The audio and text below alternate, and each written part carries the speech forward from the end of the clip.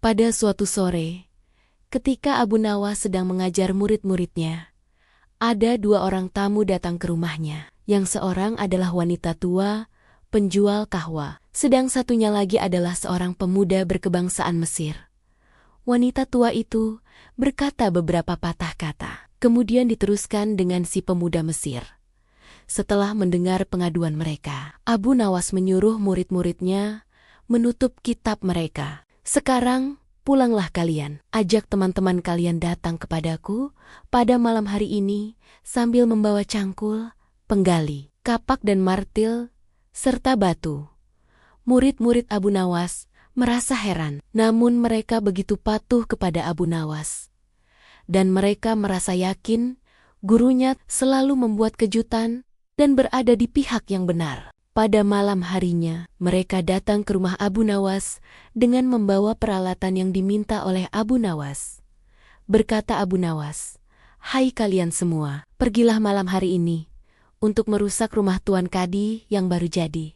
"Hah? Merusak rumah Tuan Kadi?" gumam semua muridnya, keheranan. "Apa? Kalian jangan ragu. Laksanakan saja perintah gurumu ini," kata Abu Nawas, menghapus keraguan murid-muridnya. "Barang siapa yang mencegahmu, jangan kau pedulikan. Terus pecahkan saja rumah Tuan Kadi yang baru. Siapa yang bertanya, katakan saja aku yang menyuruh merusak. Barang siapa yang hendak melempar kalian, maka pukullah mereka dan iemparilah dengan batu." Habis berkata demikian, murid-murid Abu Nawas bergerak ke arah rumah Tuan Kadi. Laksana demonstran mereka berteriak-teriak, menghancurkan rumah Tuan Kadi. Orang-orang kampung merasa heran melihat kelakuan mereka. Lebih-lebih, ketika tanpa basa-basi lagi, mereka langsung merusak rumah Tuan Kadi. Orang-orang kampung itu berusaha mencegah perbuatan mereka. Namun karena jumlah murid-murid Abu Nawas terlalu banyak, maka orang-orang kampung tak berani mencegah. Melihat banyak orang merusak rumahnya, Tuan Kadi segera keluar dan bertanya, "Siapa yang menyuruh kalian merusak rumahku?" Murid itu menjawab, "Guru kami, Tuan."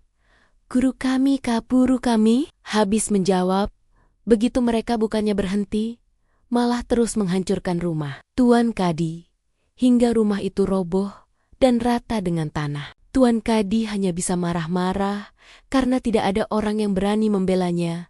Dasar Abu Nawas, provokator. Orang gila. Besok pagi aku akan melaporkannya kepada Baginda. Dan benar, esok harinya, Tuan Kadi mengadukan kejadian semalam, sehingga Abu Nawas dipanggil menghadap Baginda. Setelah Abu Nawas menghadap Baginda, ia ditanya, "Hai Abu Nawas, apa sebabnya kau merusak rumah Kadi itu?" Abu Nawas menjawab, "Wahai tuanku, sebabnya ialah pada suatu malam hamba bermimpi bahwasanya Tuan Kadi menyuruh hamba merusak rumahnya, sebab rumah itu tidak cocok baginya. Ia menginginkan rumah yang lebih bagus lagi. Ya, karena mimpi itu, maka hamba merusak rumah Tuan Kadi." Baginda berkata, "Hai Abu Nawas, bolehkah hanya karena mimpi sebuah perintah dilakukan? Hukum dari negeri mana yang kau pakai itu?" Dengan tenang, Abu Nawas menjawab, "Hamba juga memakai hukum Tuan Kadi yang baru ini, tuanku." Mendengar perkataan Abu Nawas, seketika wajah Tuan Kadi menjadi pucat. Ia terdiam 1000 bahasa. "Kadi, benarkah kau mempunyai hukum seperti itu?" tanya Baginda. Tapi Tuan Kadi tiada menjawab. Wajahnya nampak pucat, tubuhnya gemetaran karena takut. "Abu Nawas, jangan membuatku pusing. Jelaskan, kenapa ada peristiwa seperti ini?" Perintah Baginda. "Baiklah." Abu Nawas tetap tenang. "Baginda, beberapa hari yang lalu, ada seorang pemuda Mesir datang ke negeri Baghdad ini untuk berdagang sambil membawa harta yang banyak sekali. Pada suatu malam, ia bermimpi kawin dengan anak Tuan Kadi dengan mahar sekian banyak.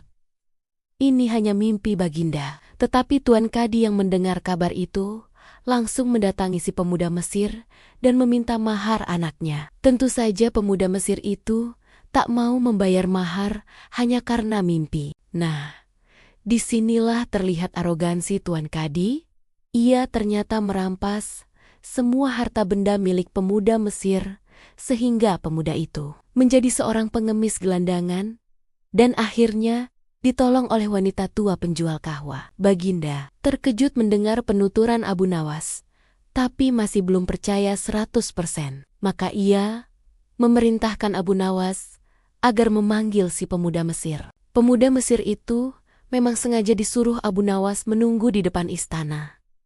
Jadi mudah saja bagi Abu Nawas memanggil pemuda itu ke hadapan Baginda. Berkata Baginda Raja, "Hai anak Mesir, ceritakanlah hal ihwal dirimu sejak engkau datang ke negeri ini." Ternyata cerita pemuda Mesir itu sama dengan cerita Abu Nawas.